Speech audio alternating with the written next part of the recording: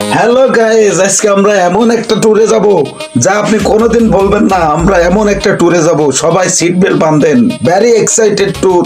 সবাই সাথে থাকুন, ধাক্কা দেন না, আগে দেখেন কোথায় যাই। Let's go. অবশেষে আমরা সেই টুরিস্ট স্পটে চলে আসলাম। এই এলাকাটির নাম আমরা জানতে পেরেছি, এই এলাকাটির নাম হচ্ছে খোগান্ডা।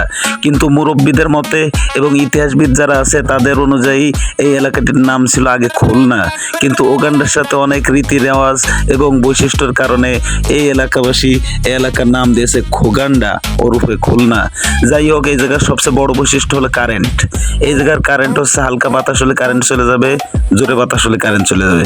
যদি বাতাস না হয় তাও কারেন্ট চলে যাবে, গরম হলে কারেন্ট যাবে, শীত হলে কারেন্ট যাবে, কোনো কিছু যদি নাও হয় তাও কারেন্ট যাবে।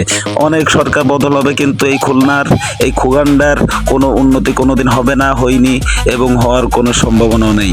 এই জন্য বলতেছি, আপনারা যারা ঘুরতে আসবেন খোগান্ডা, এখানে আপনি আসার সময় অবশ্যই একটা চেরাক নিয়ে আসবেন। ধন্যবাদ।